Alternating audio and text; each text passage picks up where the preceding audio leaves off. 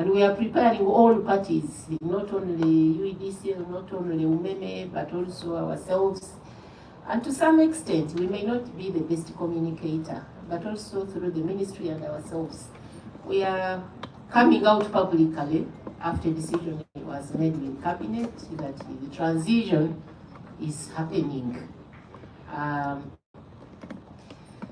The transition, I can say to some extent, was culminated into the big switch that happened on the 31st. But the regulator, there's a lot of homework that we had done because when the cabinet decision was being made, the responsibility to oversee the transition was specifically given to both the Ministry of Energy and the regulator. Explicitly, not the ministries under the regulator or the regulator through the ministry. If you look at that cabinet extract, it's very precise. And that is why you've seen a lot of synergy, a lot of teamwork, a lot of collective effort to ensure that the transition is quasi-seamless. There's nothing like seamless, but I was happy this morning. I was shared the social media a text where they are making fun that now these days when power rains, the electricity doesn't go off. Now what is happening? We are used to electricity being off as soon as it starts raining, thundering and the like. So one of my colleagues sent me that Twitter and I didn't respond, and he said, that is Uganda for you. And inside me I was like, I wish I can do this as much as possible, and this is the effort. Not of UEDCL that is here hardly 2 weeks, but these efforts have been progressive, as acknowledged by the previous discussants. So when you look at, because what is important to the public and to the Uganda is, shall the lights keep on? Shall we have reliable, secure, safe electricity to answer two thematic areas, to fuel the industries, to spur economic development, but also to accelerate access to new those are the in line with the National Reform Plan 4. So the answer is yes. We may have perturbations here and there because of transitions, but it's a big yes. It is a big yes. Because it has been intentional. We hired Price Watercooper to do an audit, a comprehensive audit. PwC, thank you. To do a comprehensive audit of the governance. Because usually they say the fish rots from the head, the governance, including the senior management, the boards, their capacity, their competency, the constitution, the qualification, how they complement each other.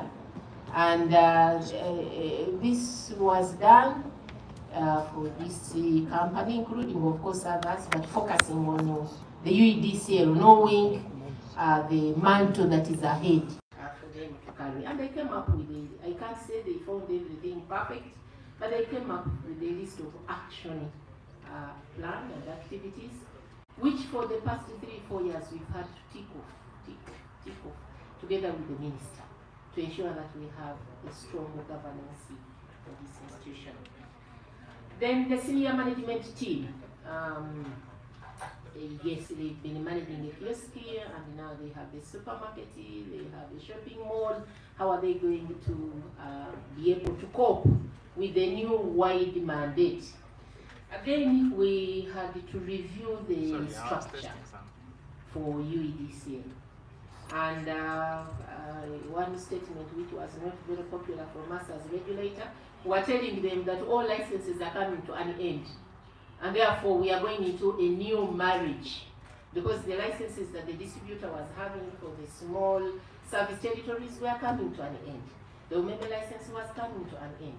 And we are going into a new license that takes care of the entire main grid area. And therefore, we needed a structure that provides for the capacity, for the competencies, for the flexibility to onboard the team that is coming from UMEME, but also to manage change, to manage culture, to be able to constitute a senior management team that is able to do both the strategic oversight, but also the operation and maintenance that enhances responsiveness for this live network. Because for us to operate a live system, it cannot wait. It cannot wait. And that was done, and the recruitment processes have gone on, the redeployments are happening.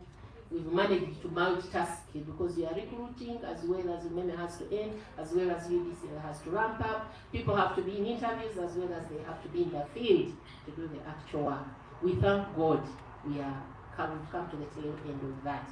And deployments have started, and you've seen in the papers. Materials are now leaving the central stores to the outskirts, to the regions, to the rural districts, to embark on streamlining the activities and continuing the activities that UMEME started. You've had 113 transformers, now 144, 80,000 complete sets for new connection are already under implementation. So on the side of the technical capacity, we knew we had the technical capacity because almost all, save for Chimbima, almost all the people who are in UMEME are Ugandans. And we had the learning experience because it was not the first transition we were making, only that this was sensitive, it is listed, it is covering nearly 90% of the business. But we needed to do due diligence and thorough preparation. So we have the technical capacity at UEDCL. And this technical capacity is composed of the UEDCL team, but most importantly, the UMEME team that has been doing this work. So we have the technical capacity. And you have seen now CEO magazine is starting to celebrate, and there's a lot of attention now to the sector. And then the other readiness is capability to invest the capital. Where will UEDCL get the capital to invest? Given the state-owned agency, given all the things that the colleague has raised.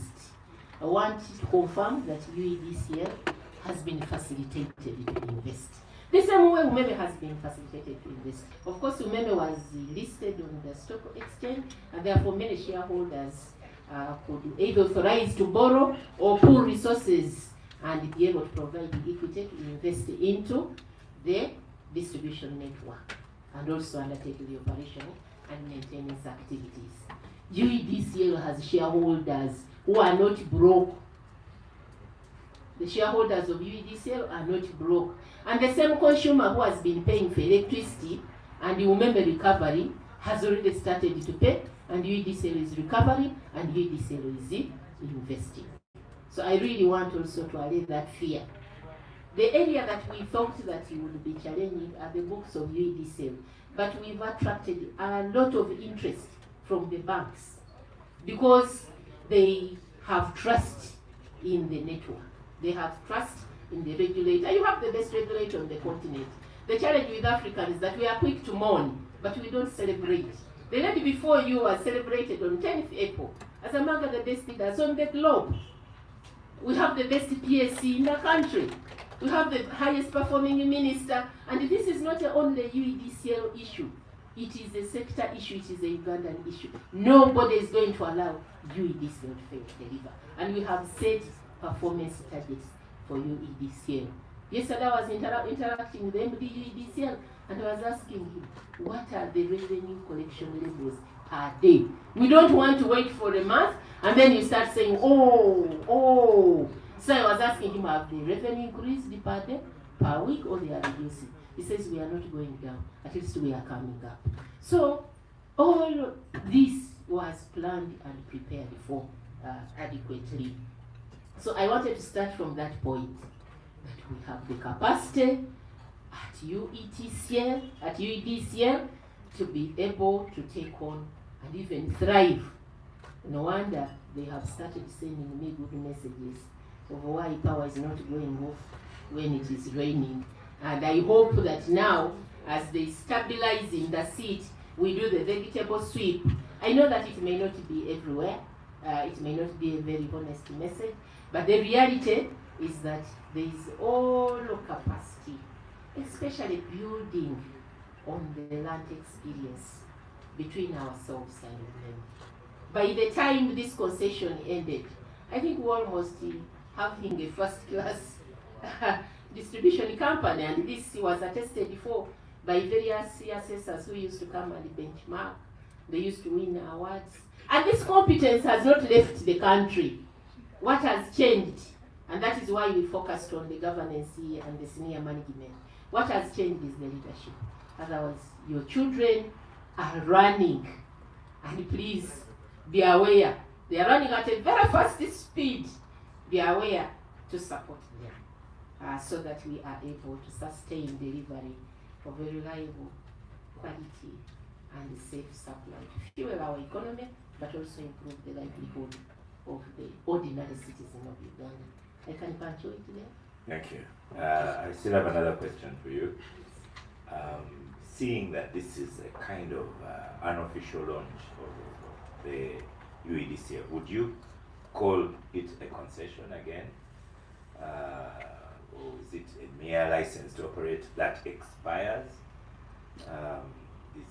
Is one question. And if you foresee when it expires, then what? Because UEDCL is government, as people would say. Then secondly, have you given UEDCL KPIs? Have they been set targets? It was easier with Umeme because the biggest one was maintain the tariff. Secondly, bring the losses down, which is no discussion you can have with UEDCL. Marriage council. So thank you very much. So a concession has its own covenants, and we have not entered into those detailed covenants. When we are licensing Umeme, we based on the various covenants that government and its representatives had entered into with the Umeme. Now, for UEDCL, the basis is a cabinet decision, where cabinet resolved that they are not renewing or extending the Umeme concession, and they nominated UEDCL to take over.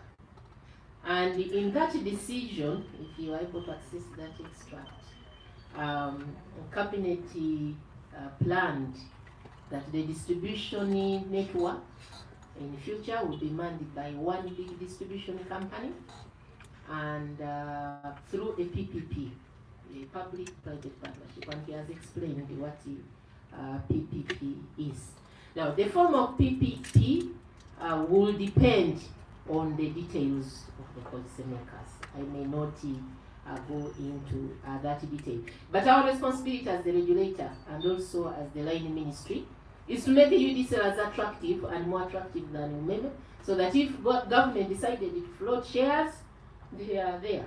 If government decided to attract a private investor, we are there. And I also want to correct the impression that it is not true that private capital, private investment is completely going to be out of the distribution segment during this interim period.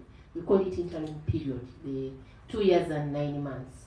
Because the capex, in addition to what we provided for in the tariff, is coming from Absa Bank. But we had a line of banks, and up to now we have banks that are approaching us. I want also to view the electricity supply industry in a different image from what my colleague has shared, that our potential, our level of attraction of private investors in the electricity supply industry in this country has been high. No other on the continent beats us. There is no single day where you don't have a knock of either investment in solar, investments in hydro, investments now even in the distribution, IPT, the Independent Power Transmission. It is a new law. We amended the Electricity Act through Act number 4 of 2022, now chapter 157. But already the line, we have already issued licenses for people who want to invest in substations and transmission. This is private investments. So the lens where he sees it from is different from where I sit from. For the electricity supply industry, it is just to control the private capital into the industry. And you can see Umeme nodding because they also know what has been happening. Because when private investors are coming in, at times, while we have a very rich website, they trust in meeting people. So wherever they start, they can start at the distributor, they hint the ministry, they go to State House, but the reality is that the investment climate is high. It has not been overtaken by any other on the continent. So for us, we are seeing a lot of potential, a lot of improved climate for the private investors, especially with the amendment of the Electricity Act, where now we opened up the entire sector to both public and private investors. Maybe I would also respond to the issue of whether it can only be public. No, the cabinet decision is to maximize public where public is available. But this is a live network. And I was quoted sharing with the parliamentarians that if your transformer blew here, would I tell you that you wait and my minister goes to cabinet, then she comes to parliament, then she sources from World Bank, and then you wait for four years before I replace that transformer? Will you agree with me? Of course, by then the business is gone. That is why we need the private investors in this sector. So that where public government is in a position to fund at a fair cost of financing, either through development partners, through the treasury, it can be given the priority. But where government is not in position, you have Ebola, you have a war, you have any other thing that distorts the treasury, government is very cognizant that our partnership with the private investors is prioritized and is preserved. Thank you.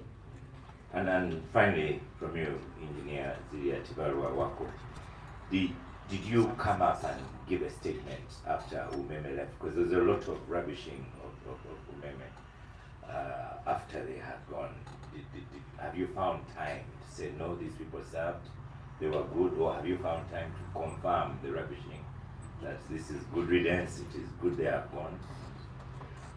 Thank you very much. And it's a very, very excellent question. And I want to say that the regulator did not only come up at once to give a statement, but this is information that we have shared, and many times we've been told it to be in bed with Umeme, because we know the metrics. We know where we were, and we know where we are. And we know why now we are attractive to the entire globe. And we know the journey that we have taken. But I'm aware, and I did participate in an interview, that a publication is being made, because once we publish a book, it is the motto. The publication is being made, which will capture all our good comments and areas of improvement. There are some learning experiences, but there are many good things that have happened in this country. Pardon? Plus the areas of development. Correct. Areas of development, thank you. Thank you so much. Our panel deserves a hand clap because they have really spoken and given us vital information. I'd like to open up this discussion to members on the floor, and I see we have media people here as well, so they could save their questions a little bit later or present them now. But I'd like to begin with the Chief Engineer and Technical Services Officer of UEDCL, lighting up your world. I guess he's the owner of light. So, Engineer Protaz Tibia Kinura. In Chigo we have darkness, as you heard. So maybe you want to start from there.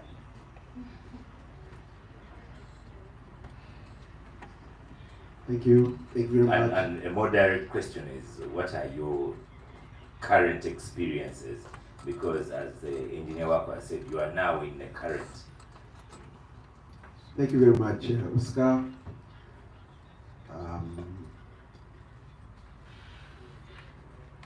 I will start by thanking Umeme for the peaceful handover that they did on 31st, that our famous hour, 11:59, 31st March 2025 has gone down in history for us. It's all written all over as government tries to get back the asset for operation. A lot has been said, and I can listen to the panelists. And a lot more will be said. And a lot more will be said. Yes. I should have started by thanking my lecturer, Engineer Zilia, when he talked about Dr. Kasanga being your lecturer. I know he doesn't remember. You remember? Thank you. 1995, I found him, and for 4 years I was in his hands. So a lot has been said, and it will be said. Thank you very much, Oscar members. And I have had this last week. I had a number of fora that I attended, and the tone is the same. On Friday, there was another meeting organized for Uganda Manufacturers Association, which I attended, and I got a phrase from there, Madam Zilia, where they said government has opted for governance other than efficiency. And I asked to be educated, and I was told that government emphasizes on governance issues. Maybe it's no meaning mistake that you have said, you have also in your speech you said you have emphasized on governance. But the insinuation seemed to say government does not care about efficiency. And that I want to start from that point to correct the impression that government considers efficiency as number one objective, especially in the electricity sector. We are alive to the fact that government has identified electricity as the main driver of economic transformation in this country. If you look at National Development Plan 3 and 4, which are coming up, electricity has been considered as one of the drivers. And we are alive to that fact as a government utility. And all our efforts are going to be geared towards supporting government in achieving those objectives. We have operated for 15 days now, and you have just asked me a question. I want to go to that question specifically and say, what do we see? Members need to note that UEDCL was not created 2-3 years ago. UEDCL was a successor company that created in 2001. It has been here operating. We operated the distribution system from 2001 to 2005. All the statistics that have been talked about, we were the ones operating there. I have always, the other day I was in a committee of parliament. Unfortunately, when I talked about UEB, MPs asked me, what is UEB? And then I realized that I had become the oldest person in the room. And yet I have always considered myself a very young man. But the company was created as a successor company and has lived. And the government had a sole intention of maintaining status of readiness, because this sector, government never wanted to give it away completely, because government still has to be interested. And from that time, a deliberate effort was made that we still maintain electricity distribution in this country, just like UME has done. Yes, UME has operated the larger part of the network in the country, but we've operated the most difficult parts of this country. If you go to all rural areas up country, you will find UEDCL. And I want to correct the impression created by Blessing when he expressed the fear that moving from a digital system to manual, UEDCL does not run manual systems. We have been distributing up to 230,000 customers, which is approximately the same number that Uganda had built from 1957 up to 2005 when we took over. That number is now with us, and all of them 100% are running on a prepaid metering system with applications that allow customer recruitment online. So UEDCL, because the insinuation here that UEDCL does not exist, unfortunately maybe we have not communicated well, but the Ugandans upcountry, in the upcountry areas, we have served them and given them a service at the same standard as UMEME has served in the urban areas that have done. So the lessons learned from there much as it was a smaller concession, are good enough. But also to note that, as we have said, we have taken over the women employees. All the digital systems that are superior, that are women, have been taken over. We take a system with a person operating it, adding on to what we have. So the country should be at peace. We are going to do our best, and this country should see the best service. Now, where we are in the last 2 weeks, I want to account for the first 15 days. The first 15 days have definitely been not easy, and you would have been naive also if you thought they were going to be easy. We were prepared, we were ready for it. I have always joked, I also told people in one of the forums that I attended, that you know when a tenant is going to leave a house at the end of this month, when the bulbs in the corridors outside blow, they don't replace them. When the tap, one of the taps in the house is not working, as long as the washrooms are working, you can remain around as long as you say, I can still live. So, and that is not really with respect that we may not do their work, but it's expected if you are a tenant. Actually, Engineer Weme says you even told them to tone down. Yes. That's what Weme yes, says. so they were told to tone down. Yeah. That's on the investment, also on the maintenance. Remember, there was a whole month of recruitment process. We were also calling their staff for recruitment process. So by the time we took over, 11:59, 31st March, there are quite a number of things out there, transformers that are not working. Because as Leslie said, the network is a live network. You have to attend to it on a daily. If you have 1 week where you are not giving your cross eye to it, you'll find things that have gone wrong. But as I speak, about 200 transformers of them have been replaced. About 300 structures that there was a storm that brought them down have been replaced. The outages that were there in the first week, this second week, it is we have started the third week now. It is a much better week. That's why the message has come. We have put people out there to do the vegetation clearance on the lines. We are just trying to do the sweeping, cleaning of this house that we've just entered to make sure you bring it to a certain level where you can say, now I am stable and I can start. Okay. Just before you leave the microphone, Engineer Tibia Kinura, I'm interested in something quotable.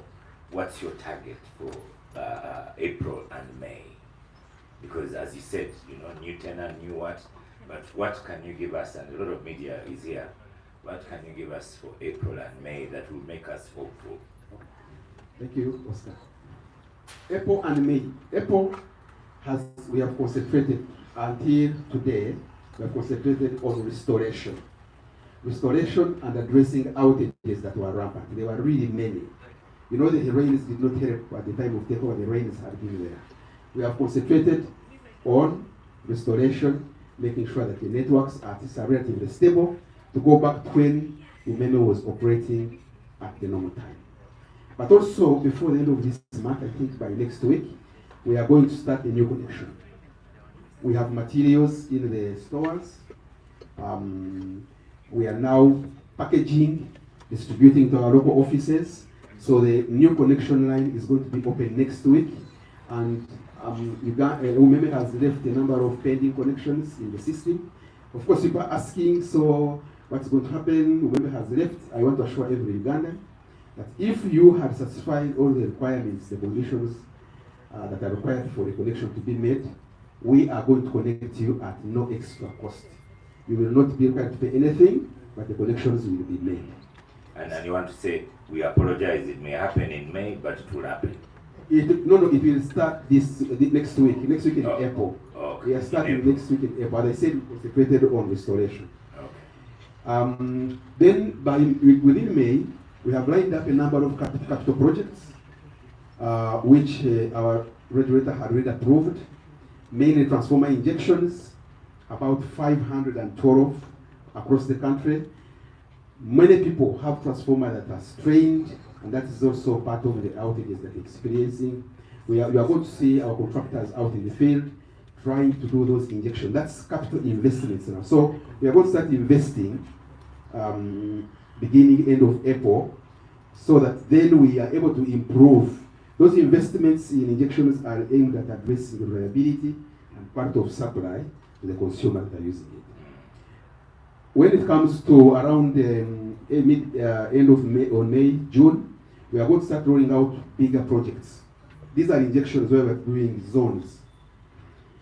But the bigger projects, we go, some of them we call them green fields, where you are going and doing some extensions for a substation, additions, substation refurbishments. Also, even in the lines that are existing, there are those that need investments in terms of total refurbishment.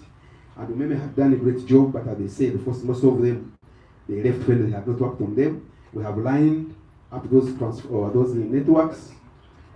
We are going to work on them using our maintenance philosophy, which enhances corrective or predictive maintenance rather than corrective, because it's more expensive to wait and then you start to do correction. It hurts us when the structures come down and you have to come and pick them up.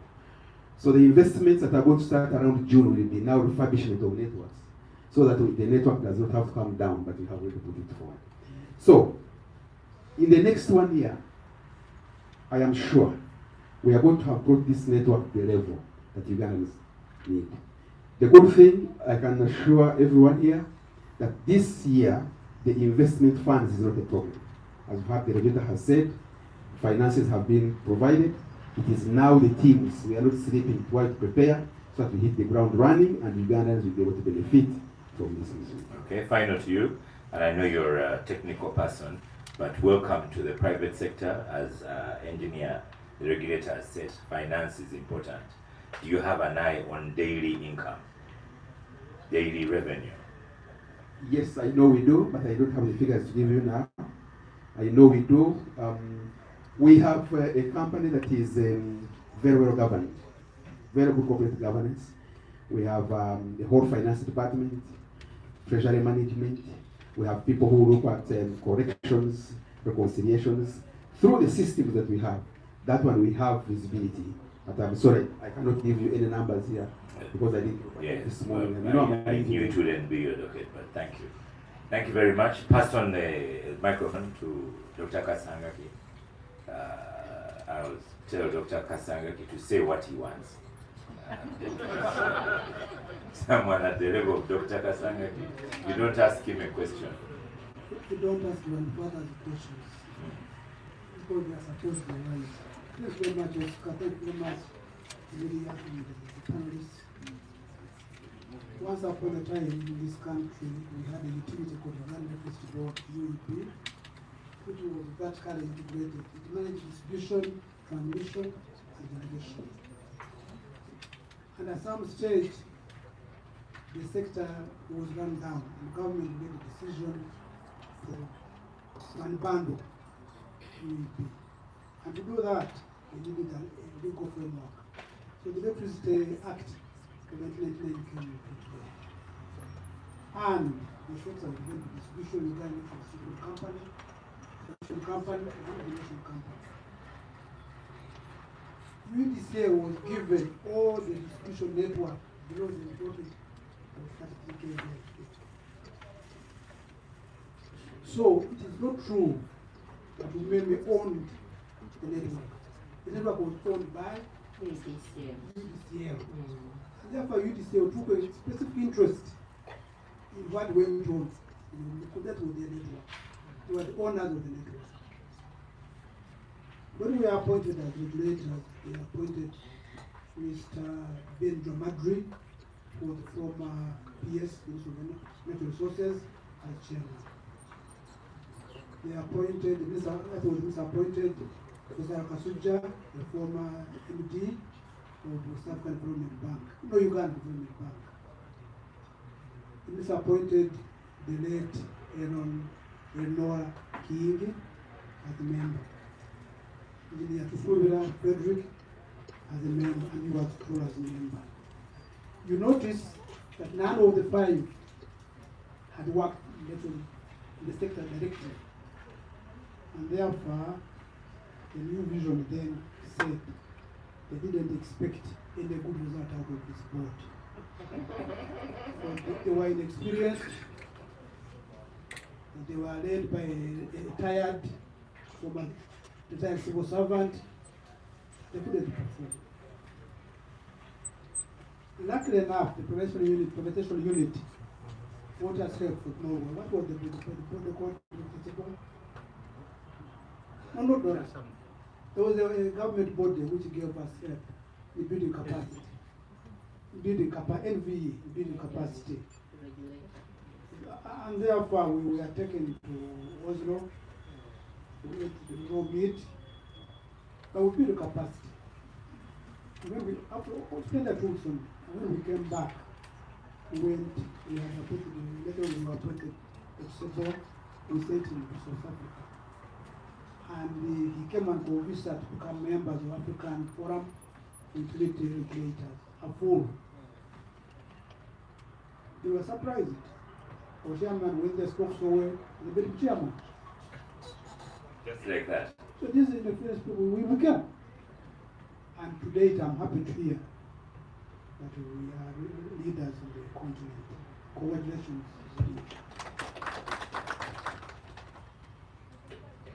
What we forget, however, is that we came from very far.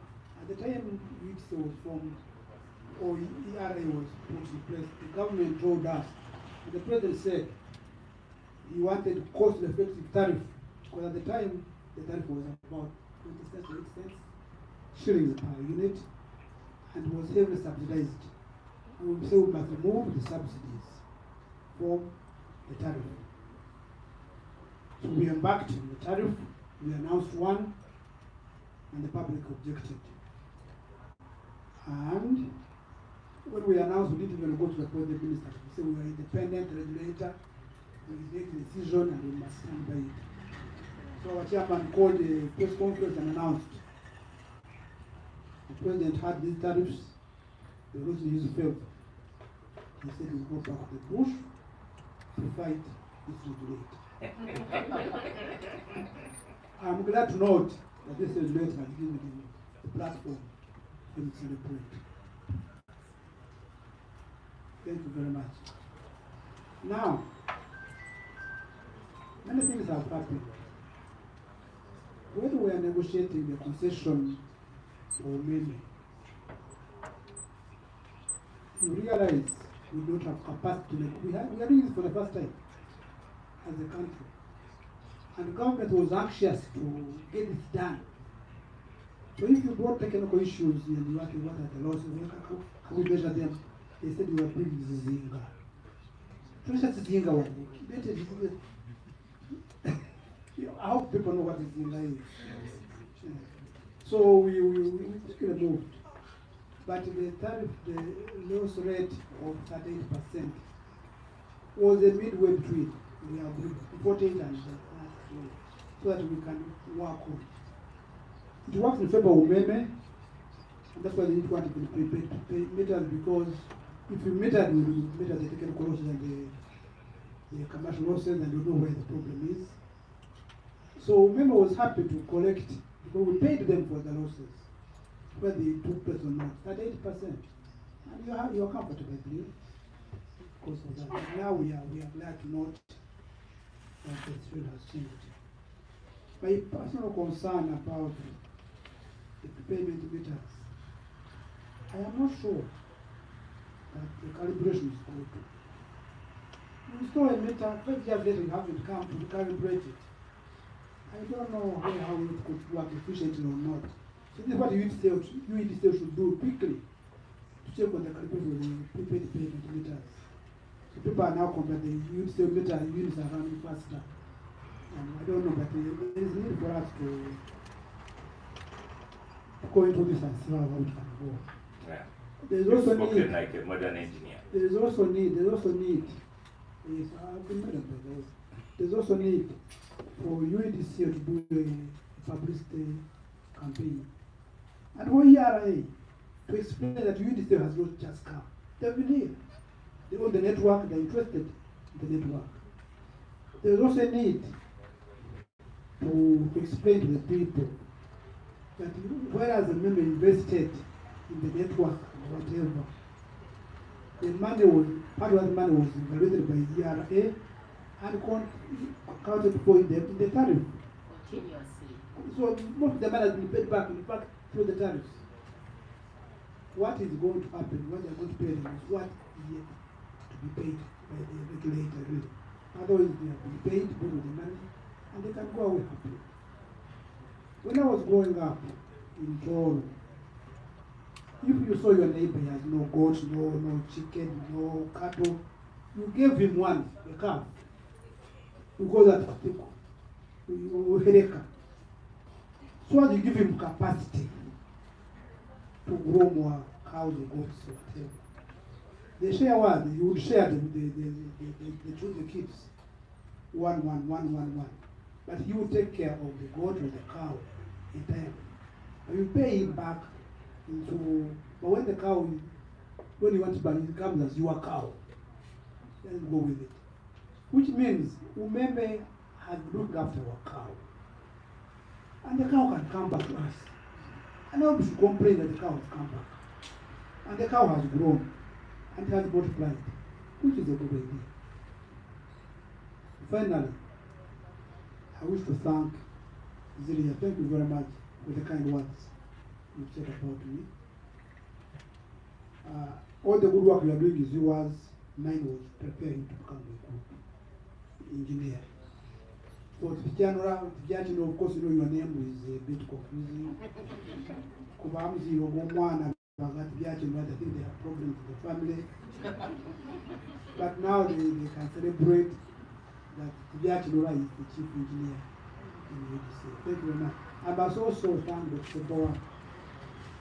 When we hired him as CEO, the downtones were that Dr. Kasangaki and had hired a friend of theirs who was Rotarian in their club, and that they used the river much. Now you know. That's a system. This sector is strong. We may have had problems, or we may have had problems, but the sector is strong. We will thank you. We must thank the press for putting us on. Thank you very much. Thank you. Thank you, Do you have Dr. any Hassan. questions? No, like I told you, I did not give you a question. Don't.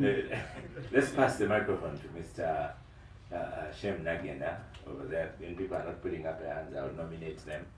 Okay.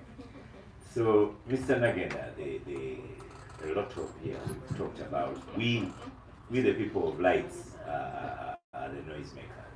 You know, when your lights are off. But there are people, the few industries we have, they need electricity. What do you see in the near future for those people?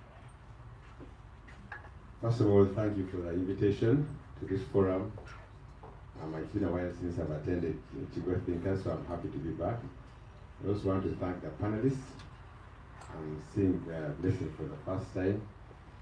But I attended their AGM last year, and the questions about the future that you've talked about were raised, and they addressed them adequately.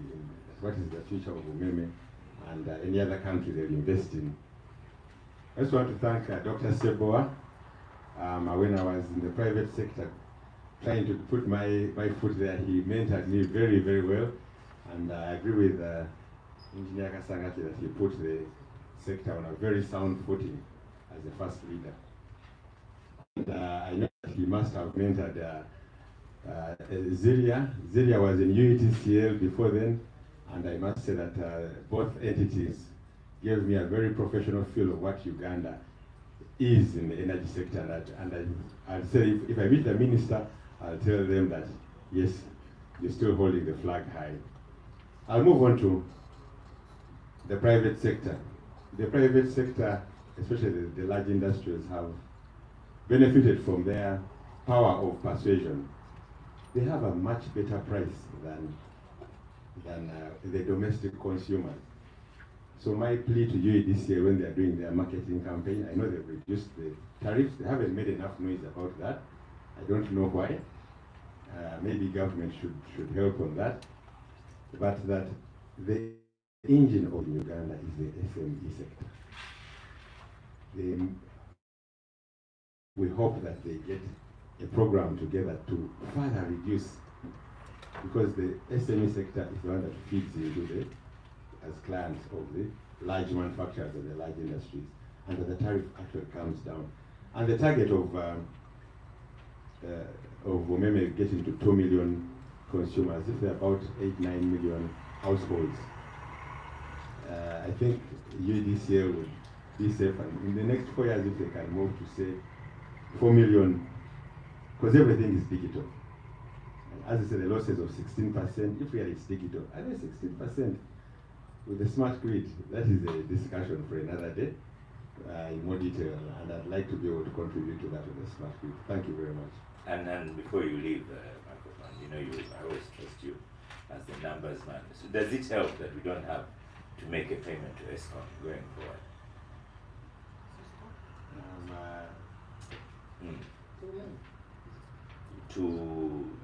You know, in those old days, there was a payment of on the 15th of a month.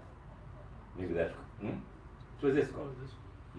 Yes, and in terms of payments at the base level, I must say that the benefits of Umeme are immense. They have de-risked the sector, their performance. Anyone who wants to come into the sector on the investor side knows that there is a cash flow, and it is permanent. So we need to applaud Umeme for that. As engineers here says, people are knocking and coming in. Yes.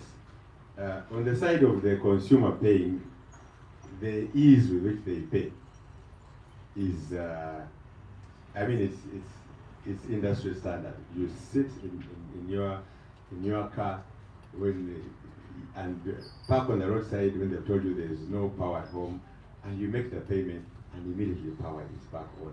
I think that is phenomenal. Yeah. And I must that I also attended the release of the statement by the chairman of the board of IRA at Imperial Royal, where the application for the license was made. And UEDCL showed that it has the capacity, it has already been handling concessions in other parts of Uganda, and that we as Ugandans, we should have confidence in UEDCL, give them a chance. And I am sure that we will support them.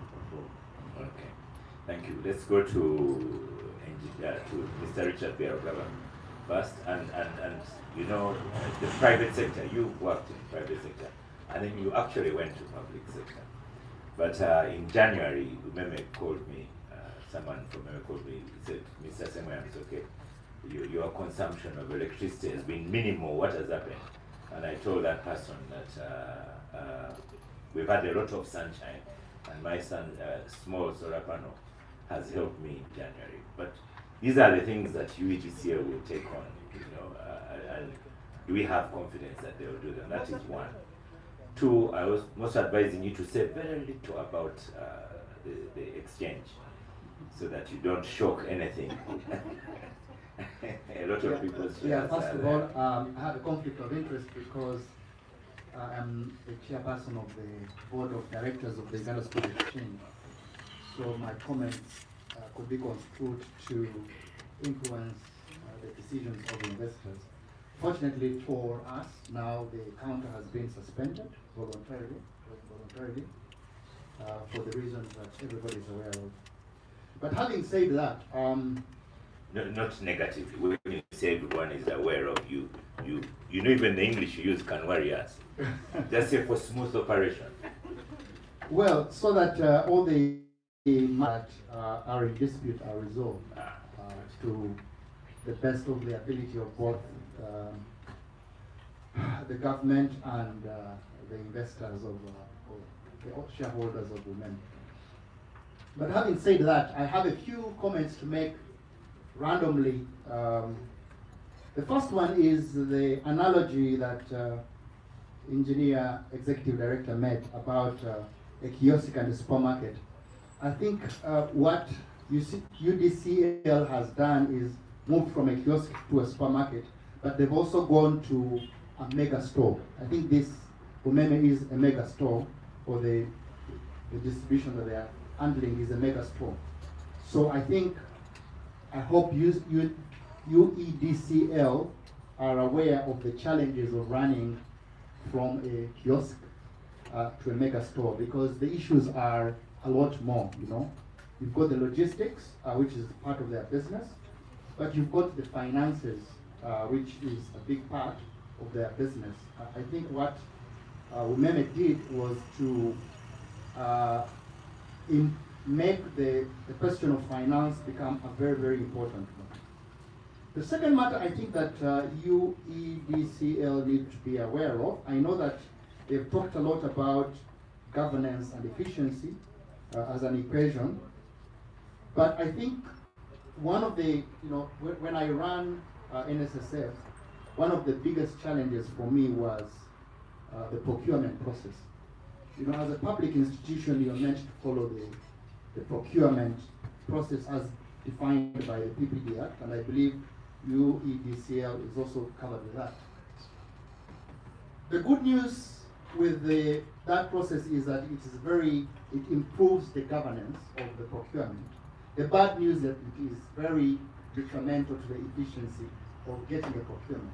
So it will take you a very long time to buy things because you've got to go through that process. So I hope that they can look at that and learn from the lessons of even Umeme, I believe, because since they were a private company, their procurement must have been more efficient than what is possibly they're able to do using a government system. The third one is, we'll come back to finances, which is my forte really.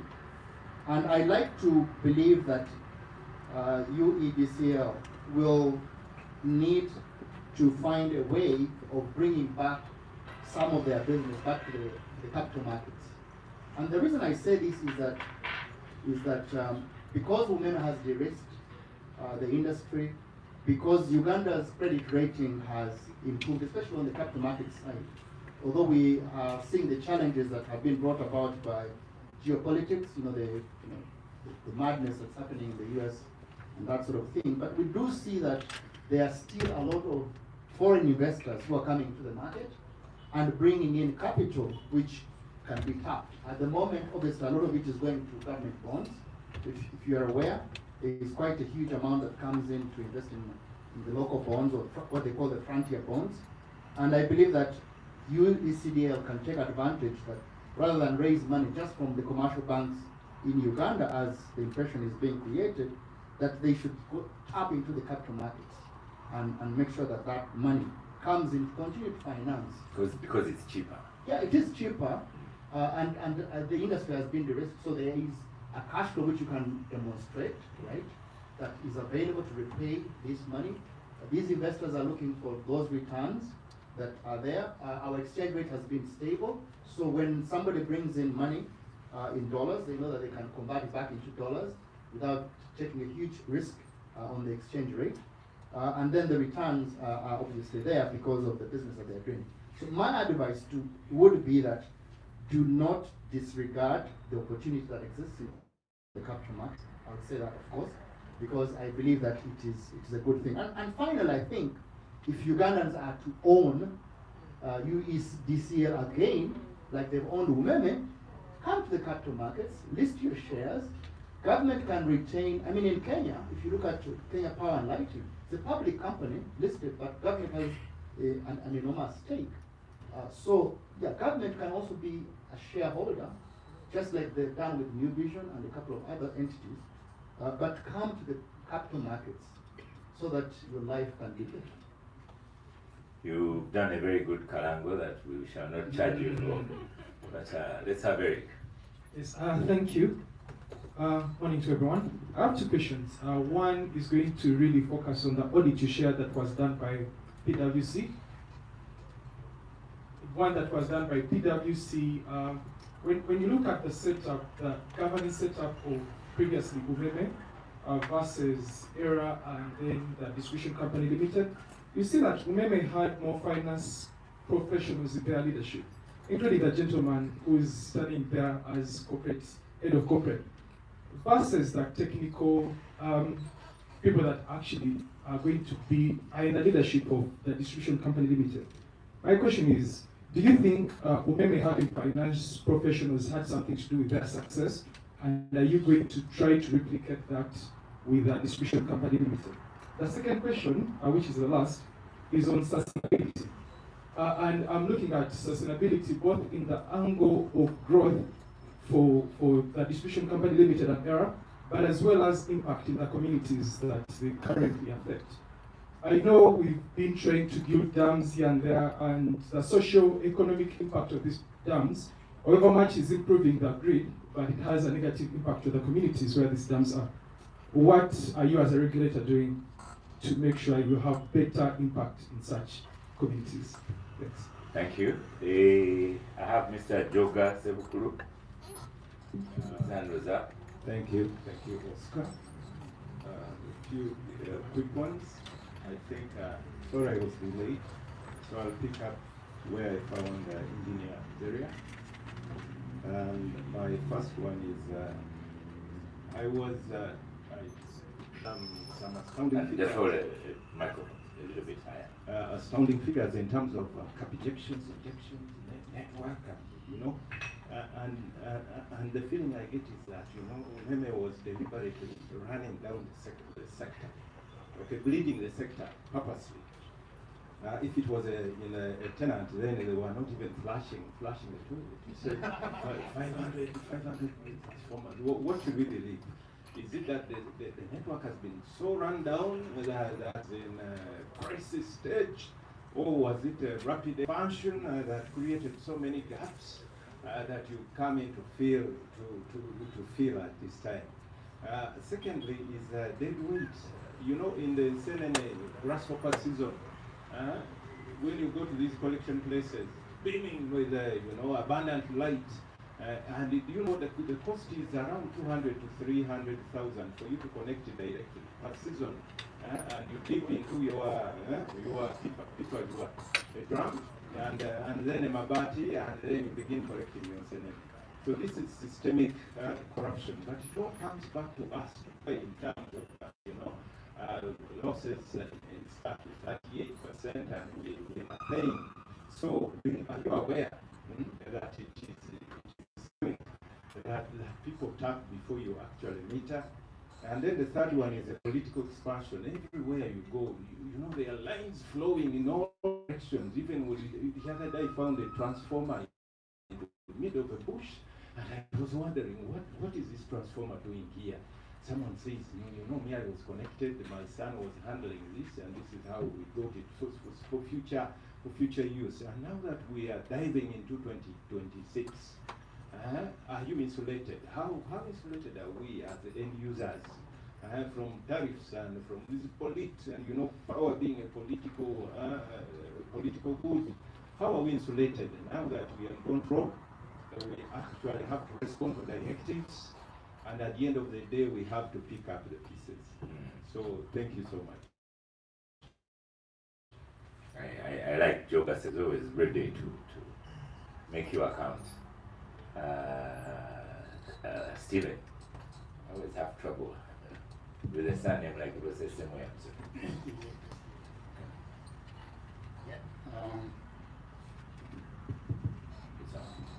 Good morning, ladies and gentlemen. Hey, good afternoon. Good afternoon. I'd like to thank you, Oscar, and to the center for inviting me here. It's been an opportunity to meet so many people who have been reading in the papers, especially those who are driving our energy sector. Our energy sector is not a small one, and of course it drives everything that we deal with. My concern is about the multilateral organizations that are running the sector. My question probably goes to the ERA chief. I think you need to talk about it. We see so many. There's the transmission, there's the generation, and recently the Uganda electricity, energy, whatever. So many. And now you have UEDCL. Now, are all these organizations necessary? Maybe going further, my feeling is that this could be the reason why the tariffs are so high. because you have sustained all those organizations. Each organization has got a board of directors, they have got staff. They have to be paid. So that is my first concern. The second one, maybe it goes back to the former chief of the NSSF. Now he's the chief of Myself of my wife. Yeah, they've been concerned about Umeme. What is it now? Is it a company reputation? Is it a company that is thinking to move on? What is it? And in fact, there was concern that in the first instance, it shouldn't have been allowed to trade on the stock exchange because its future was determined. So what is it now? And maybe finally, those who are going to run UEDCL. Yeah. If you've read recently, the chief of water was crying that the government owes him, I think, over 100 billion. In the mix of things, the government seems to be its own enemy. They create entities, they don't fund them. They consume services, they don't want to pay. And I'm sure UEDCL is going to find itself in similar problems. I don't know what they are going to do, but this is something probably the new chief executive here or the chief executive here could comment on, because unless the government pays, you are going to find yourself in similar problems with the water, and probably the few people who manage to pay are going to be at the blunt, because you are struggling to maintain your services, but the main consumer, who is the government, are not paying. Thank you, Oscar, for this opportunity, and may God bless you. Thank you for pointing out those areas. I'd like to go now to media people. If you have a question, just mention your media house and your name and who you are directing the question at. Then we will have the panelists respond if they have to, and a conclusion by Engineer Ziria Wako. Yeah, so, Ed.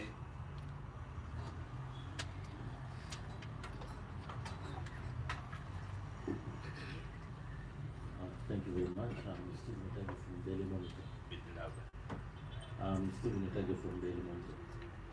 Engineer from I told when UED was handing over to UEDCL, but remember, there's no asset register. And you just rightly told us that there are ships living in sufficient. So what it is going to inherit from UED? Don't say from the engineers either. And the technical losses have always kept high. And the suspicion that this is not a fraud, was infecting Uganda. I don't know what you're going to give us to comfort Ugandans. And then, Richard, there's a fear about... Why me? I am nothing. The shares are going to pay back to the shareholders. There's a feeling that maybe maybe underpriced. What comfort are you giving them for the investment they put in there? Thank you. No, I can't make a comment on that. That's marketing information. Any other journalists? Thank you so much. My name is Sarah Narakozo. I'm from the New Vision. So my question goes to the UEDCL boss. He talked about the targets for April to June. I would like to know how much is budgeted for the activities you listed. Thank you. Oscar, state some are going in that sort of easy replacement until it comes back. And we have another question. Good. Do we have any other journalists asking questions? Yeah, let me ask a last one.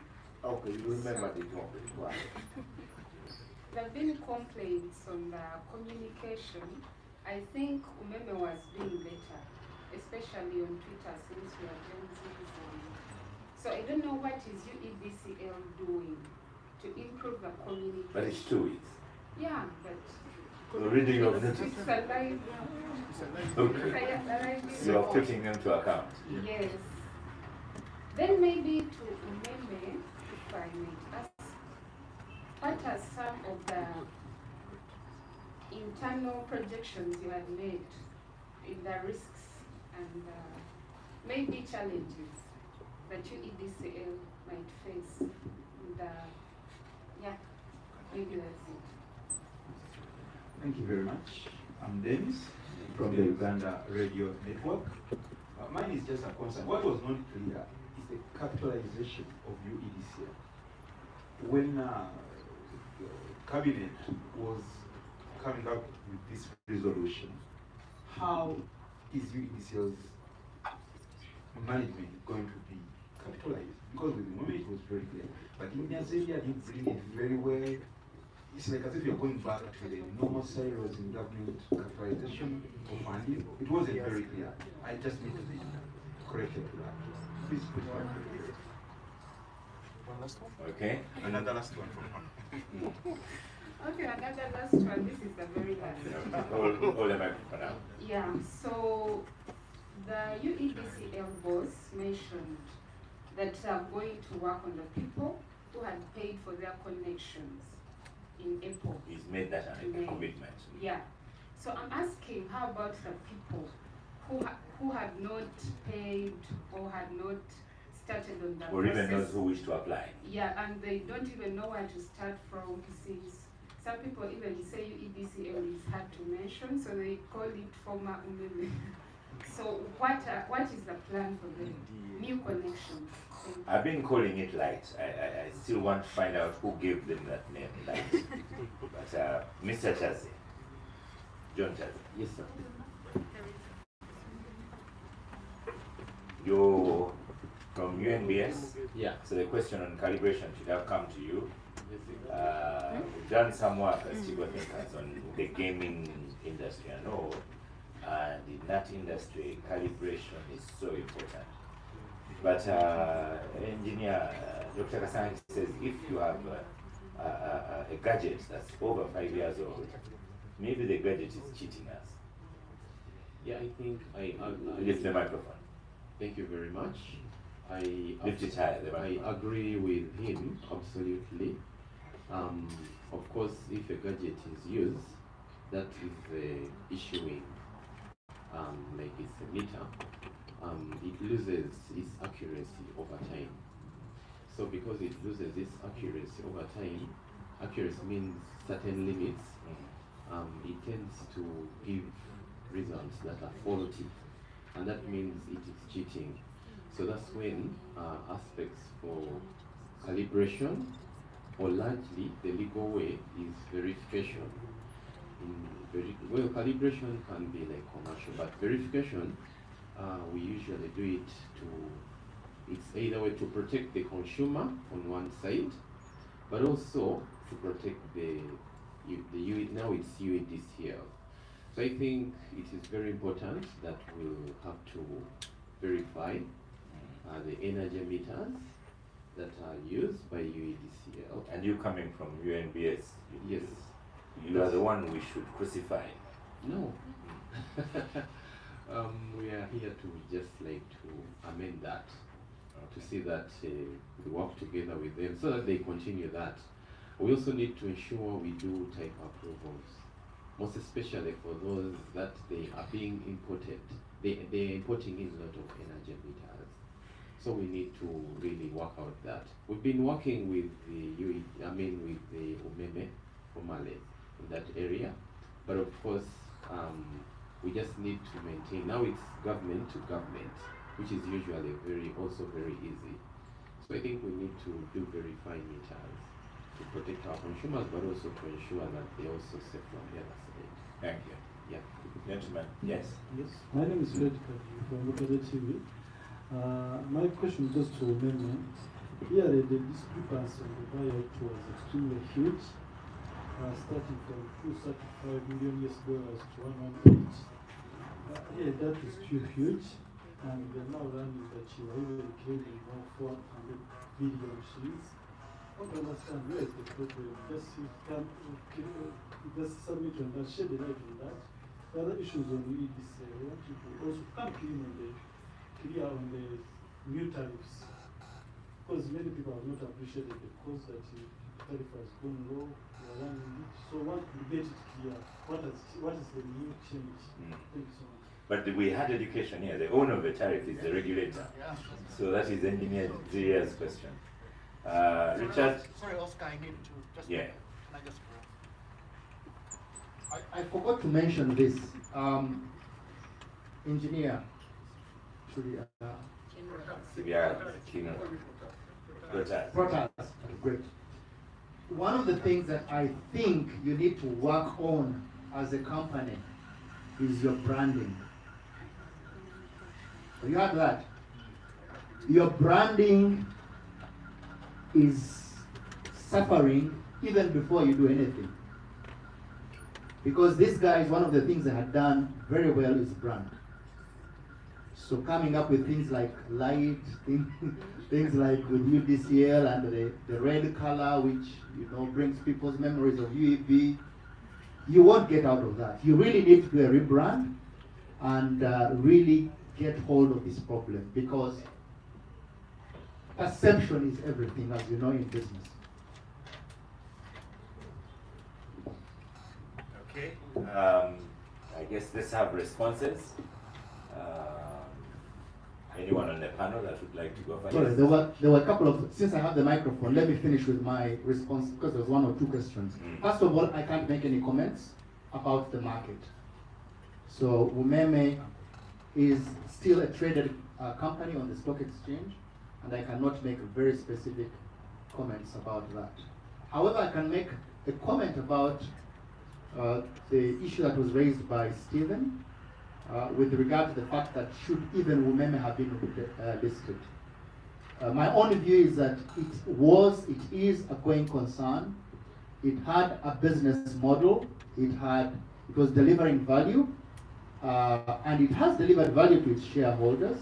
In fact, if you held the stock of Umeme since inception, you will actually have got back your return, even before the buyout amount to the shareholders as a final dividend. So as an investment, it was good. But why was it so important that Umeme gets listed? As you all know, that there were two companies initially that owned it. One was CDC, it was an NGO, it's actually an NGO business arm of the Commonwealth of the British government. And the second one was ESCOM, which is a power supply in South Africa. So these two companies actually invested in this entity called Umeme, and decided that because there were private equity funds run their investments for a limited period, mostly 7 years, not beyond that. So they needed to leave, and they would not have left. If they had just left without getting new investors put in money, then the company would have collapsed. So they did the right thing. They made sure that Ugandans shared in the business model and in the benefits of listing in a company. And they've improved the sector, as I said earlier. So there is no doubt that Umeme should have listed, and that's why I today appeal to the new distributors that if they are looking for patient capital, patient long-term capital. I know somebody asked about government putting capital in the distributor, but if they're looking for patient capital, then definitely the capital markets is the only way to go. Thank you. Let's begin these conclusions with you, Dr. Segoa. Thank you very much, everyone, and it's nice to hear various views from other people as well. You learn along the way. In here, I have a few comments to make. UEDCL was created and stayed here for exactly this purpose. Everybody knew when the concession ended, we needed somebody else to come. They might have renewed the concession one more time, but still UEDCL was created exactly for that purpose. Maybe to reassure people here, it's not only UEDCL that, in fact, one of the purposes was wherever a company failed, and many companies other than Umeme came into the sector, Umeme effectively took over. UEDCL effectively took over. They took over in Chenjojo. You remember FAD something when they failed, they took over. They were running those crazy things in Moroto before Moroto got online and so on. So they are not a baby. In fact, they are older than Umeme as far as Uganda is concerned. Then I want to comment that it's not only UEDCL which has capacity. As a country, we should be proud that the whole sector has really moved from where they were. Some of you remember that Isimba had a problem which led to a national power blackout. I was one of the few people who went there with some other engineers to see what had gone wrong and how they had put it back. Well, 2 weeks ahead of what the time they had said. Do you know the people who did that? They were younger Ugandans, much younger than me. And we are proud that the sector, through this concession thing, has been allowed to grow and grow with Ugandans in the background. On that, I always shout that what we did was right because it taught Ugandans how to run their own system. I think there was a question or comment made about the president's 5 US cents for industries. This did not start yesterday. The man has been working on it for a long time, along with the technical people. So when you see that industries are getting the 5 US cents, it goes way back when I was still, it wasn't this building, it was the other one. When he said, I direct you people in the sector. I want industries to do that because the ripple effects, the outcomes of that are far greater than charging them for electricity.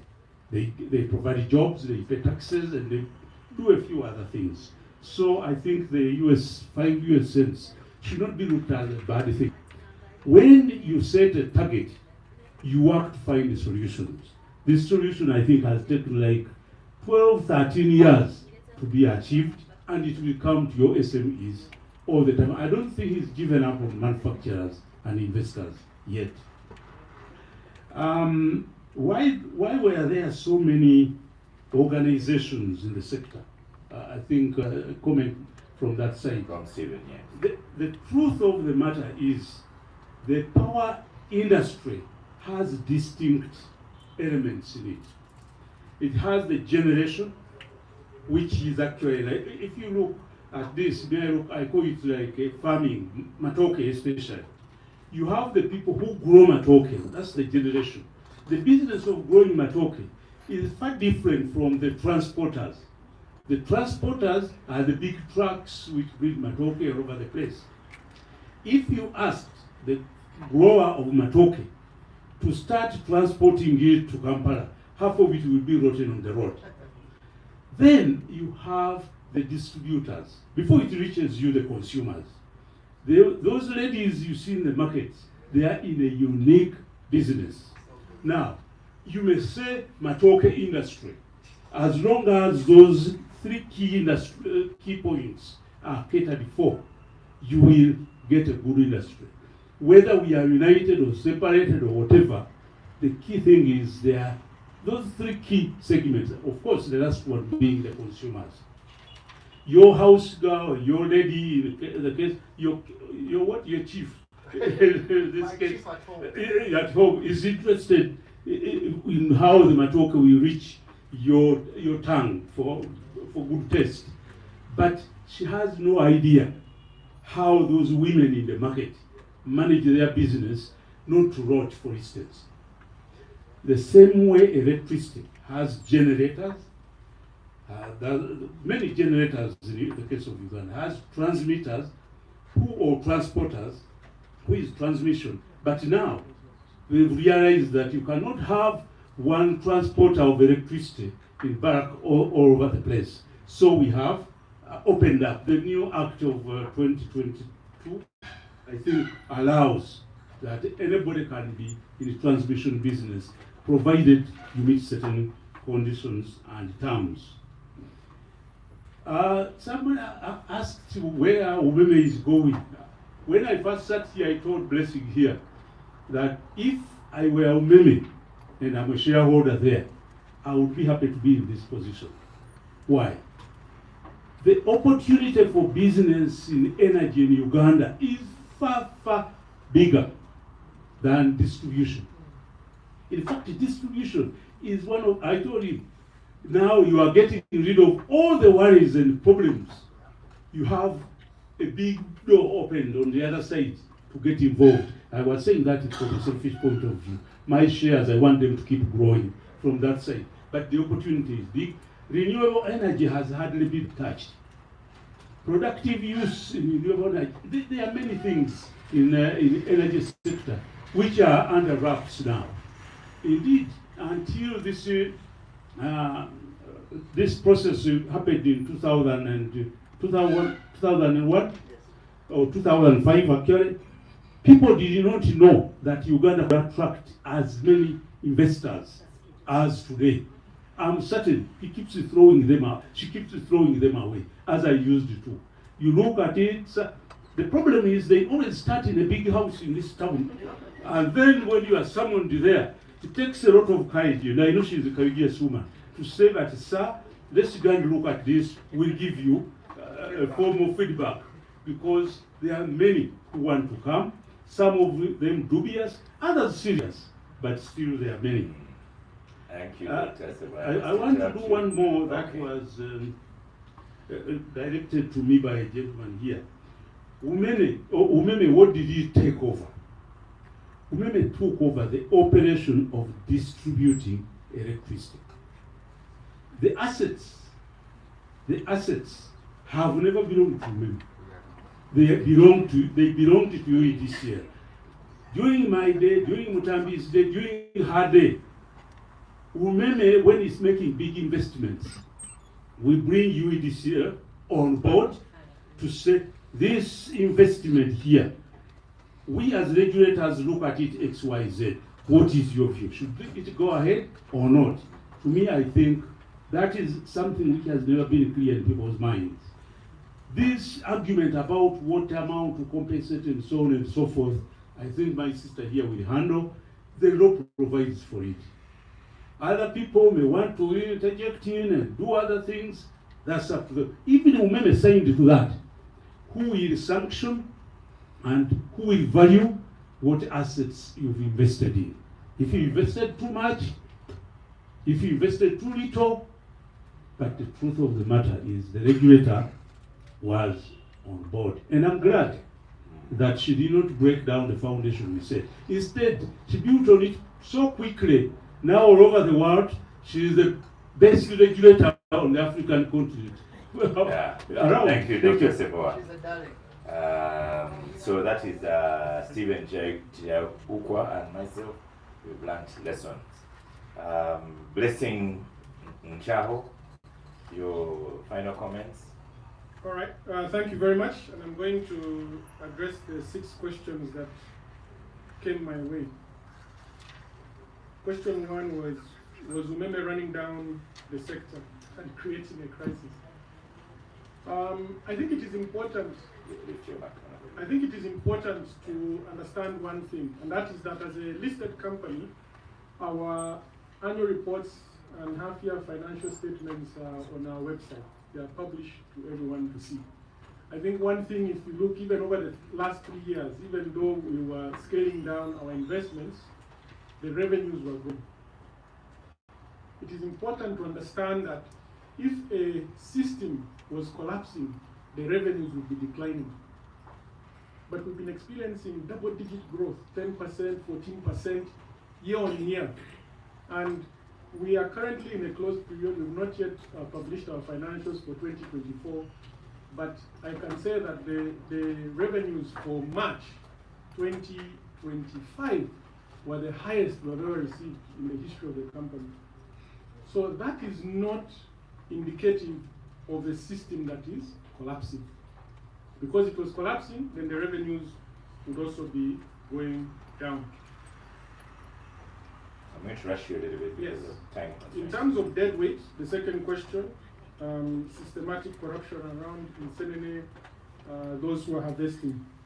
Just to note that those Insenene harvesters were actually not stealing. Some of them may not have had meters, but we had a system where we actually entered into commercial agreements with them, where we actually assessed the bulbs they were using, how long those lights were staying on, the consumption that they were having.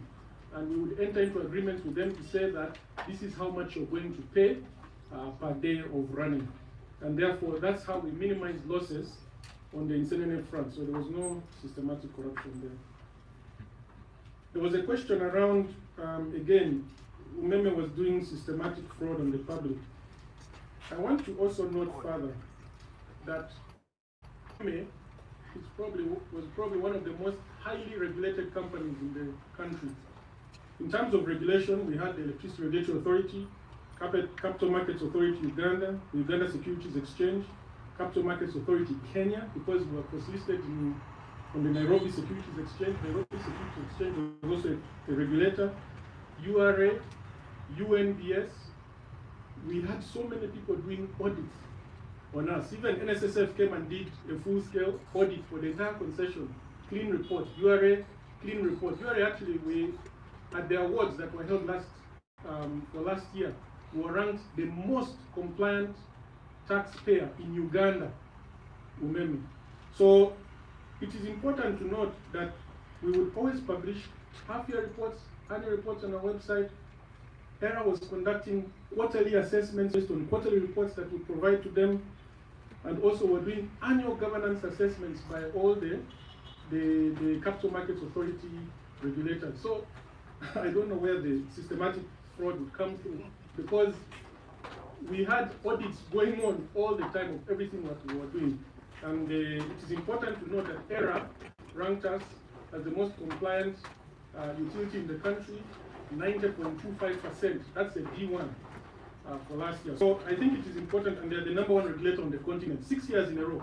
So if they've ranked us that way, I think we've done pretty well.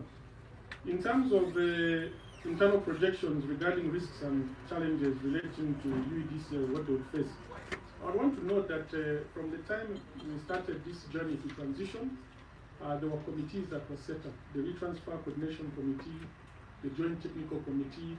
This was mentioned by the Permanent Secretary, Ministry of Energy and Mineral Development, on the 31st of May when we were handing over, and she explained how those committees were operating. And through those committees, we engaged with UEDCL and the government on all the risks that could be faced, and those were addressed, as Engineer Zilia said, through action plans that were put together and implemented. I wouldn't want to specifically mention any risk because it would be up to UEDCL to talk about that. In terms of gadgets losing accuracy over time and type approvals, as I mentioned, UNBS was one of our regulators, and they would give us type approvals for all new meters. They would also do testing of every single meter that we put on the network.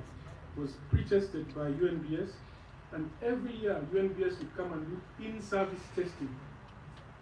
So they would go to the field and check the meters on the network. So I think that one addresses that. Finally, there's the issue of the discrepancy on the buyout. Why is it so huge and what's the problem? As a listed company, we are required to ensure that we give investors and the public the same information all the time so that they are aware of what is going on. And I think you will have noticed that over the past few weeks, we have been issuing public notices, providing both the public and investors information regarding what is going on, the numbers, and the next steps. In fact, the latest notice was yesterday. So if you go and look at yesterday's newspaper, you will find that we issued a notice there with information regarding this matter. So at this point, I will not be discussing anything further. I can see my regulator there telling me, don't say anything. and that is the way it is meant to be. Yeah. As I said, I have so many regulators. And as I also say, I'm also interested in you not saying anything. But I just want to, since this is my last comment, I believe, to say thank you to the people of Uganda. I think we have had an excellent 20 years. Yes, we had a lot of arguments at the beginning and battles. And I think when we got to the point where we were largely a Ugandan-run company, those battles ceased. And I think Engineer Ziria will agree that we have had a harmonious relationship over the past few years, including all the other regulations. But I think the customers, it's important for us to say thank you to them.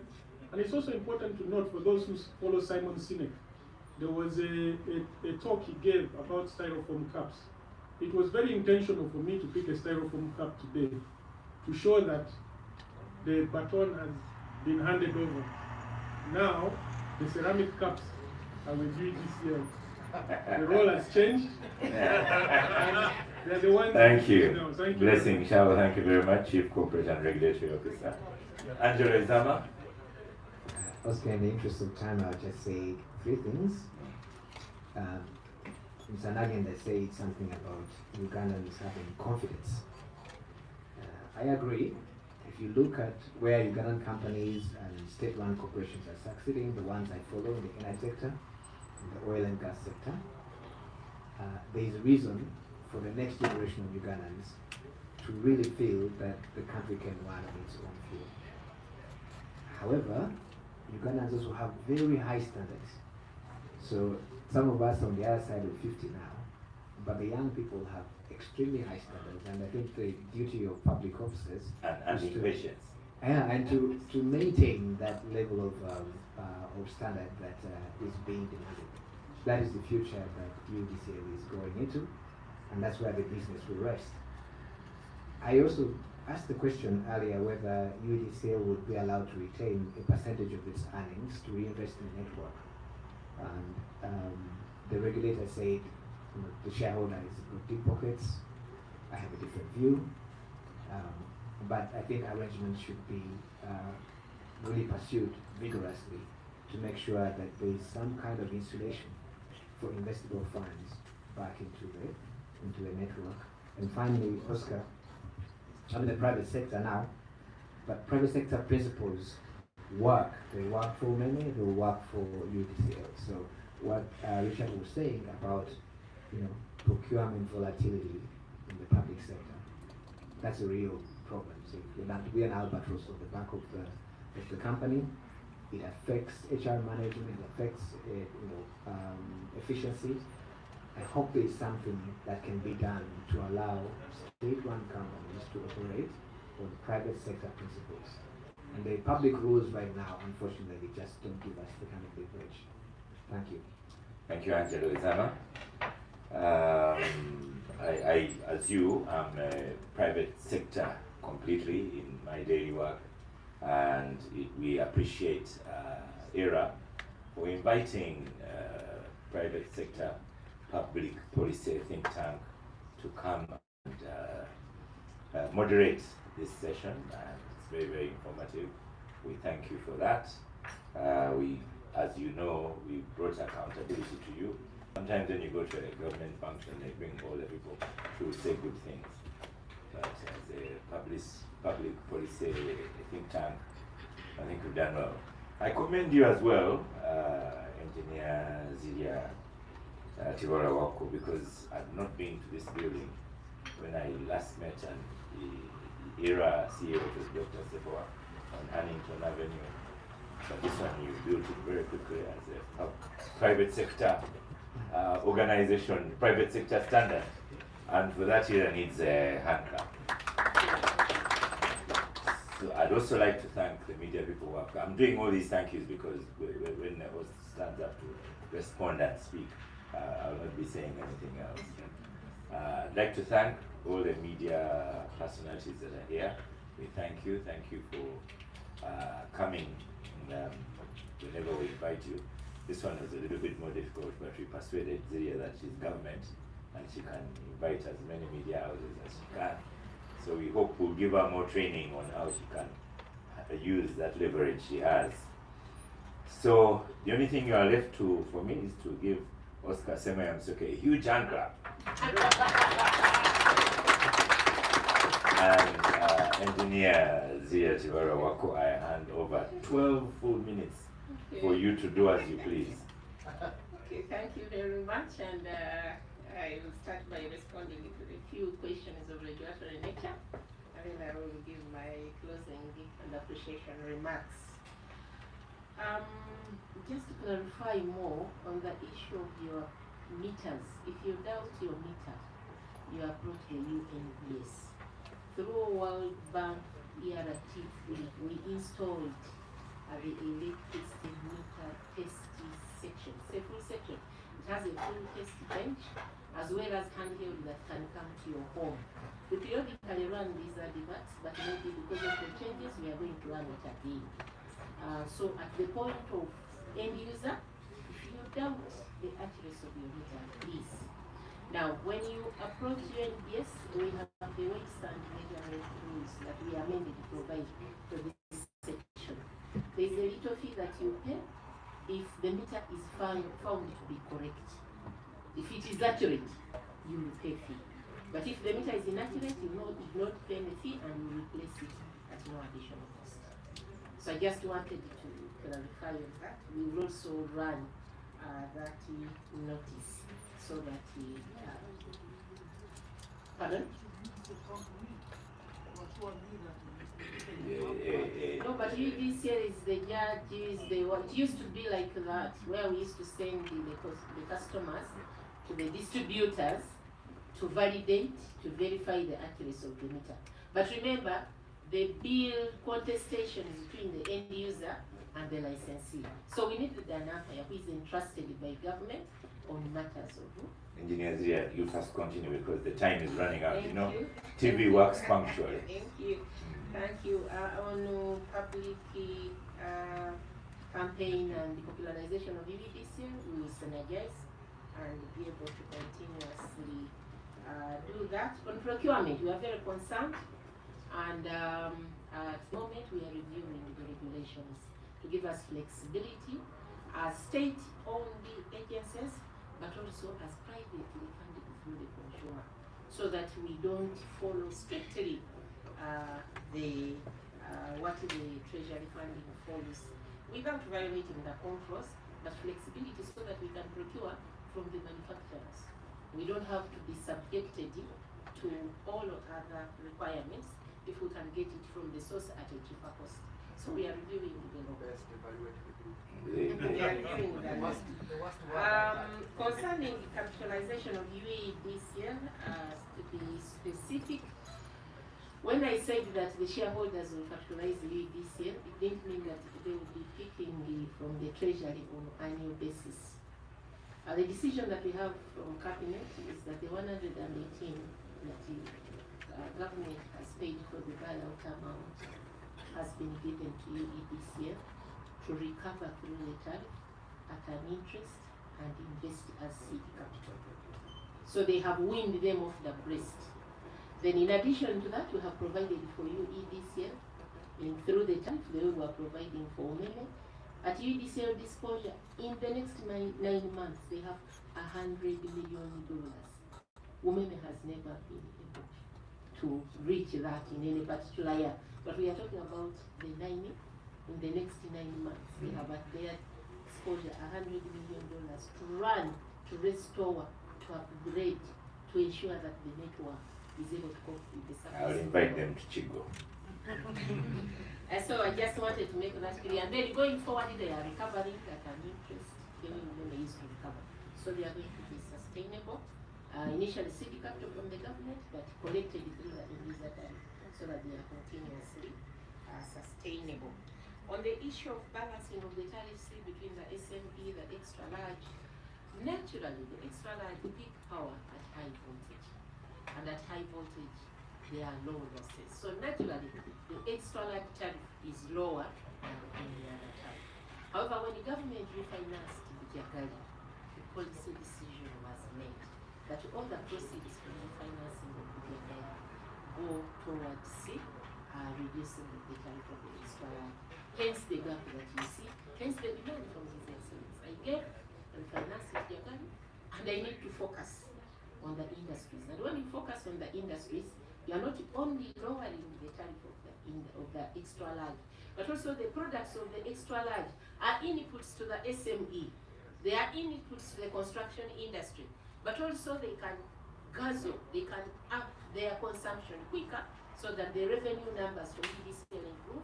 And now that improved revenue goes a long way now to reduce the tariff of the other customer categories. And you have seen the SME tariffs started reducing reduction. So our tariff is not superficial. Apart from the assumptions that I've shared here, government has granted UEDCL the 118 to recover through the time because it is an investment. They have bought out the remaining usable life of the assets that remain invested, and therefore that recovery is capitalized this year. There was an issue of remember the delay abandoning, delay work. The issue is that one, many things are happening so fast in the electricity supply industry. We just commission Karuma, and usually when you commission a big plant, you release suppressed demand. So two things which are good coincided. One, we had additional generation. So when you release suppressed demand, it means all constraints that have been constrained by inadequacy of generation are now no longer there. Now, at the same time, we were ramping down on the side of UEDCL, again as a result of the cabinet decision. And even if it is not cabinet, it's a few banking industry that were there to lend a company that has half a year in their lifetime, because the timeline to recover the cost may not be there. So two things happen, but the good thing is that we are transited and we are all facing progressively up. The rural populace, how are they going to benefit from all these developments and improvements, and how do we impact their socio-economic transformation? The World Bank Scale-Up Project. It includes the renewables for rural schools, for rural hospitals. It includes the no-pole, the one-pole. It includes upgrade. So these $100 million we are talking about it doesn't include this $683 million World Bank, which is for accelerating access to electricity. So we are coming for the rural populace. I'm happy that transformer, when you said it was in the bush, you got a customer who explained. So it wasn't in the bush. There was a customer being served, and we have a target to have access for all by 2020. It's too close, yes. But now finally, the targets. No. Okay, yes. Does UEDCL have targets? If you can manage them in 1 minute. Yes, in 1 minute. Yes, we have set performance targets for UEDCL. Umeme has shared that they've ended at 16%. In the next 9 months, you expect the loss factor to reduce to 14.59%. Next year, the loss target should reduce to 13.65%, and the following year, the loss target should reduce to 12.31%. Now, revenue collection, 99.85%, 99.855, and 99.8555. Because one, we pay before we use, we on prepayment, and the industries are on automated meter readers. So there is no reason they should not collect this revenue. On the side of government, we are going to roll them on the prepaid meters, our prepaid 3-phase. And we have discussed with the KSST and is in agreement that we enroll all government MDAs on this, so we'll have. Finally, may I thank you, Chief of Thinkers, for bringing all my own. The media is very close to us. They keep a tab on us, but also we move with them wherever we move, because they are the conduit through which we can communicate transparently to the public. I would like to thank again my professor here. I think you are the reason I exist here. I had a meal in his home. There are very few professors who invite you in their family, and his wife serves and you eat, and you have conversations on how you can grow. No wonder you have an output. that you can associate with.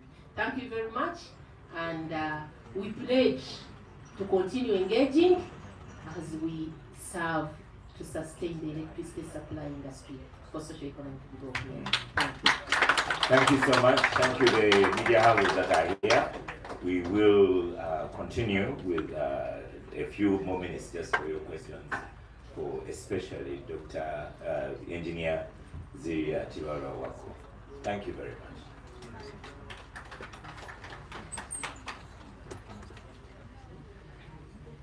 You know these ones, Engineer Ziria, this one we have just finished for TV. So because they need to sign out at their times, but I know that they are going to ask you some more questions.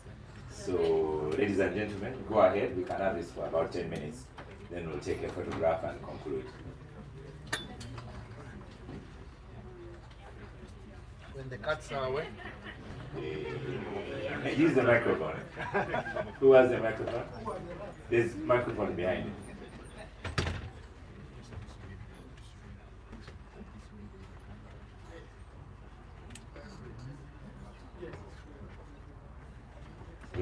Don't rush away because you want to do a photograph, please.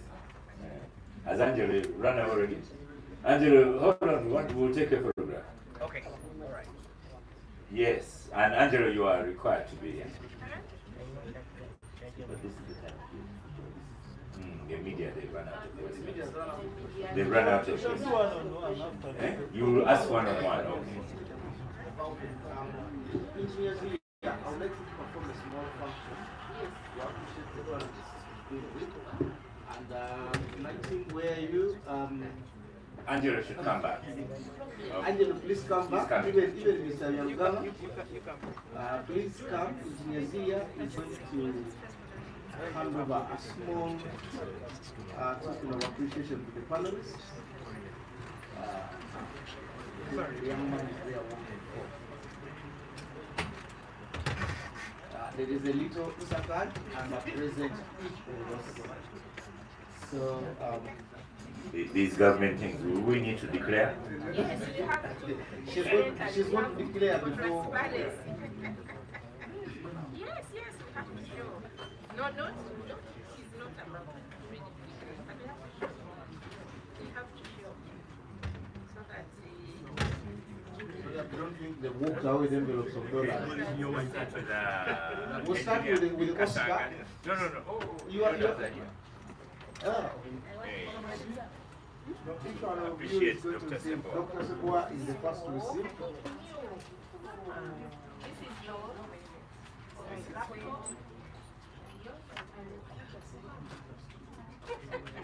So see, I can read the lists for you because I have here. You are in front of Dr. Seboa, so you just perform that.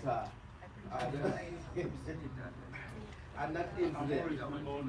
You always have one in this house. Explaining because we have to do more so that we can start. And that is the bottom line. Oscar, since you're standing here, you're next. It is the same, so I don't have to open it.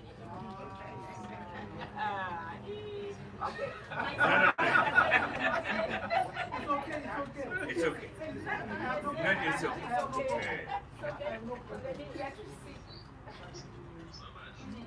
Transparency is one of our core values. So can the boy be opening so that we know? Yes, let the friend please do that. Okay. And there's a soup boil there for you. Thank you, sir. Thank you And so the much. next one is for your lecturer, Engineer Kasanga. Say when you cannot get.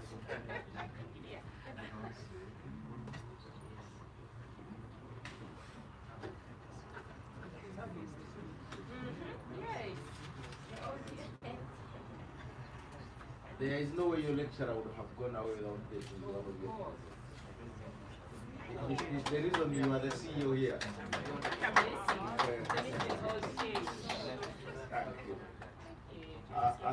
And the next one is a farewell for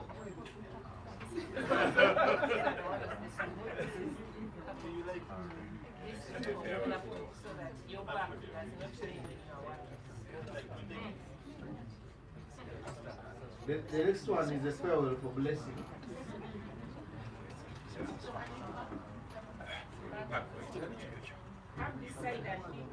Abusa, please come the other side. The next one is for Mr. Blessing Ishamu. It's farewell. The job well done. To you and my colleague Bahosi, you will make the available to serve. Told you that the sector has trained you, you must pay back to your alma mater. This sector is now your alma mater. Yes, thank you so much. The next one goes to Angelo Izama. Angelo used to be my friend those days when he was in the media, but he's no longer in the media. How come it's here? It's popularizing here and yet you are saying it's not here. Here we are. Come on. Bring the card for your friend.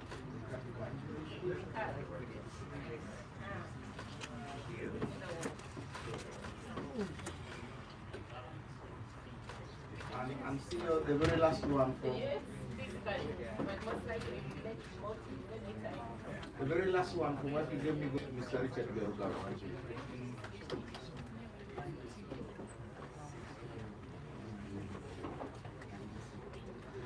Mr. Richard Biarugawa, happy Easter to you, sir. Thank you.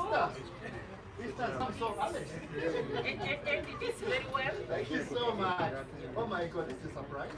Thank you, everyone. Thank you so much. Oscar, And back to congrats you. on. Thank you so much, everyone. One more. Let me get one more. Yes. Okay. Adusa, where are you? Run and get one more. Run and get one more for me.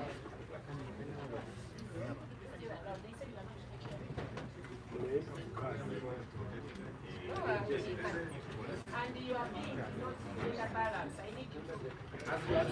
I am at your instruction, CEO. As you instruct, so do I do. Every time let's take a photograph. Ephraim? But as CEO saying, let's gather here for a picture. Oscar, please organize us how you want us to do it. Yes. I am not sure who will fit here. Dr. Seba should stand. I would have taken you to our reception. Stand next to Zia. Listen, I can put Zia the other side. On the other side. Then she go think as Peter and I stand over. Future. But today I told you. A group photo, a group picture.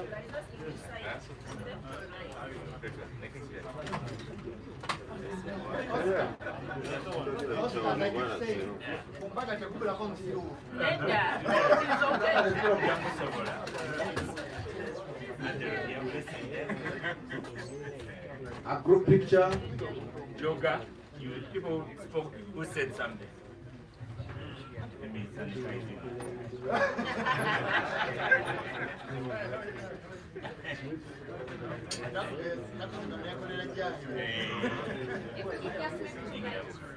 No, we are going to come in so that you can. Is that helpful? Stephen, just come in. To the photographer. Just come all the way to the chair. People like Yoga can stand behind Angelo. I'm not seeing Mr. Okay, now let Yoga can stand behind Angelo. So, wherever you stand.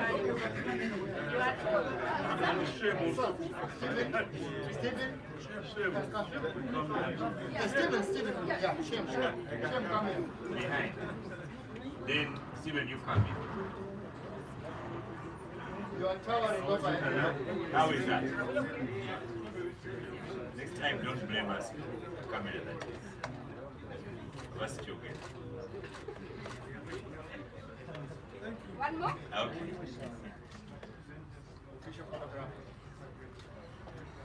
CEO, as per your command, the two have come for gender balance and for Mr. Joga.